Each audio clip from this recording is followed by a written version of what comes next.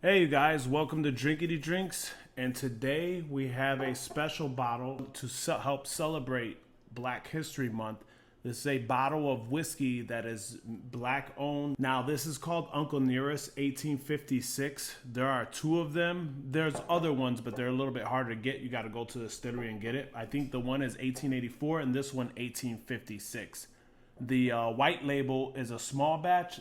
This is the 100 proof, better one, I would say. I tried them both. I don't know what's the proof of the other one, but it's very light. This has like so much flavor, packs so much flavor. Like, I really like it. It had won a lot of awards in 2019 and 2020, Spirit Brand of the Year. Uncle Nearest, he was a slave that I guess got in contact with Jack Daniels. I don't exactly know how, but he helped Jack create the recipe because I think he helped master the charcoal filter process. So I don't know if he gave him an actual recipe or it was just that charcoal filtering process. But because of him, we have Jack Daniels, at least the way Jack Daniels is. It probably would be a little bit different if it wasn't with his influence. To pay tribute to him, they, made the company under his name and they made this great bourbon. Yeah, whiskey. It's from Tennessee. It's very good. So we're gonna open this up and see what kind of flavors and nose we get out of it. I haven't had this one in months. First time I tried it was probably like 4 months ago, and I haven't had it since. But I've been having this bottle for a while, and I thought this is the perfect time to open it and try it and let you guys know a little bit about it. When I ever go do the bourbon trail, this is one of the distilleries that I want to stop in. I want to try to get my hands on some of the other products, like the green label one or whichever ones they sell at the distillery. You could go there and just buy them because that's the only place you can get them. Very nice, sweet smelling. Not too punchy, like not as strong as the flavors carry. Because I remember when I tried this, like the flavors are very like punching out at you. The nose is a little bit lighter. Sweet, a little citrusy. I am kind of getting banana. Hope it's not from 1792 I had in here. But I'm getting caramel and cherry. I guess some vanilla.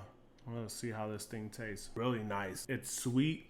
Then you get a punch of like sweet with a little bit of spicy. Then it finishes off with like spices. It's just really good and really punchy. I think it'd be great for a cocktail. Probably perfect for a cocktail. It's not bad of a sipper, but I want to say it's probably better for a cocktail because the flavors just kind of punch and are very spiky, at least to me. And it's a lot of spice, more rye. I don't know what the mash bill is exactly in this thing, but you get initial sweetness, caramel, maybe like a little bit of sweet cherry or like dark fruits, maybe plum or something like that. Then it finishes with just nothing but spice. I want to say it's not that round. Like I like more of a rounder whiskey to, sit and sip. While them punches of flavor, there's only a few whiskeys that I like the Seagrass. I think the Seagrass is not as round. It does have punch of flavor, but it's just freaking bursting of fruit. Like I really like the light fruits in it.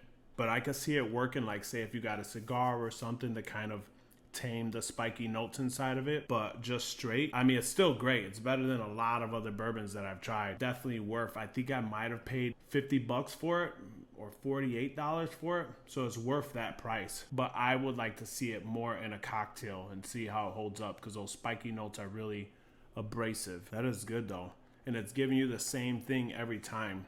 I guess because it's 100 proof. Some like kind of change after the second or third sip. They get a little lighter. This one's not getting lighter. This one is still bringing what it did the first drink. So I'm gonna get some stuff and make me an Uncle Nearest Old Fashioned. See how good it tastes. So let's try this. Let me put a little Uncle Nearest in the glass.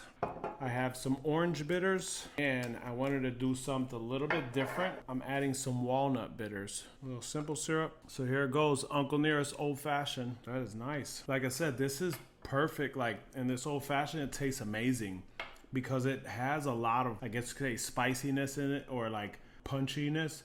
And it goes good with the sweetness of like the cherry in here and the little bit of simple syrup and then the other little aromatics that I added to help it all, tie it all together. This is really good. I could sip this. I'd order this. This is a great cocktail. So let me get a few more sips of the Uncle Nearest straight and see if I can come up with a score for this thing. But yeah, if you're a bourbon lover, you want to support a black business for this month, get a bottle of this. I mean, you're not going to be mad about it. I mean, it's great. And if you don't like high proof, get the white label. the 1884, but I think you'll like this one. This one has just enough flavor. So this is good. My score for Uncle Nearest is gonna be a 7.2. I think it's great. I'm calculating the price and the fact that it's not as round as I'd like it to be as far as, you know, flavor profile wise, but it goes amazing in a freaking cocktail. Probably almost any cocktail. I see some other ones on their website. They have a lot of cocktail on the website. I just didn't have all the ingredients, so.